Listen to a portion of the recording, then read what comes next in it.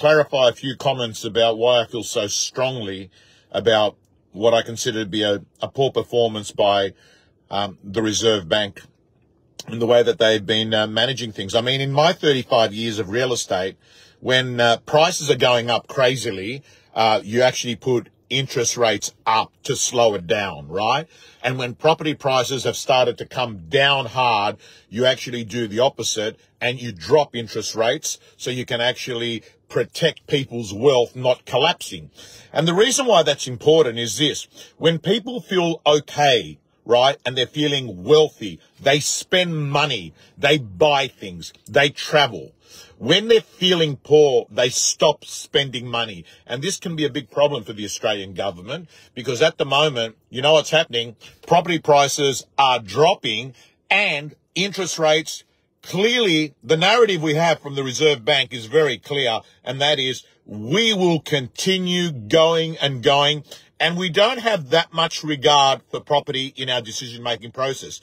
So just picture, you got these guys, these execs sitting with their normally blue suits, black shoes, white shirts and their ties, sitting around a boardroom with their Excel documents, and they're making decisions based on inflation, and they're having very little regard to real estate. And the reason why is, in their minds, they're thinking, hey, the market's gone up crazy. What do we care if property prices drop 20, 30, 40%? We've got bigger things to fry. So my biggest issue is that there've been a lot of people, and of course, you shouldn't make a decision based on other people. But where the Reserve Bank has been wrong is they shouldn't put their neck on the line and say, we don't think we're going to have rates going up to 2024. Just do your damn job and don't worry about the extra commentary. Yes, no. So there's a heap of people that went off thinking to themselves, okay, let's buy, rates are low. I don't think they were anticipating there'd be 5 and most likely 10 interest rate rises going up by 0.5% aggressively. So, as Stephen says here, they will not stop. We're probably going to land with an interest rate of around 6 to 7% at the end. But it could be more. Don't know. The narrative now is very clear. We're going to keep going.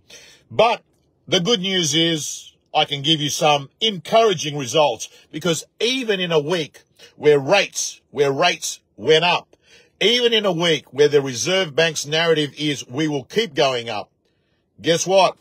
8 out of 12. That's right. 8 out of 12. Let me move that there. 8 out of 12 today, including an incredible result that sold for 3,800,000 and I think 50,000, thereabouts, 3,830,000 or 3,840,000 in Canley Vale. A development site on behalf of Fairfield City Council had asked me to auction it, and the agent was Harry Bew from Collier's, and that property sold for nearly $1 million over the reserve price. It was a development site. I've just finished a property here in St. Ives, and yeah, we're about $1 million or 700 short of what the owners were hoping to get. Got a decent result for a duplex in Penania this morning. A unit sold in Clovelly Prior, which I'm including in the results, from Duncan Gordon. I think it was a nice Art Deco unit.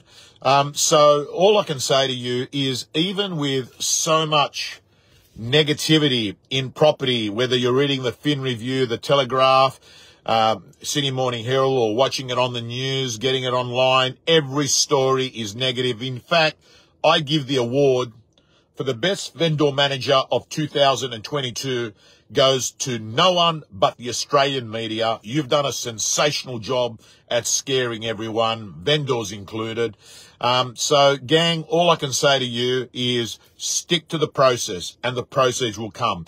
Just another reason today, 8 out of 12 in a marketplace that's supposed to capitulate. When you've got agents that understand the process, understand crucial conversations, do great marketing, use compression selling, when you've got agents that know how to negotiate, qualify their buyers, and make sure that they stick with their buyers through the process and develop trust, we still get results. But geez, I feel sorry. I feel sorry for the amateurs. You know, the ones that have been winging it for the last 2 years, the ones that are wearing suits that are all fake. All fake. What do they call it? All swank, no bank. There's a lot of those around at the moment, my friends. Team, I'm going to sign off. Have a great weekend. Lots of rugby league this weekend. Roosters tomorrow. Melbourne Storm today. And my tip is Cronulla to beat North Queensland. Signing off.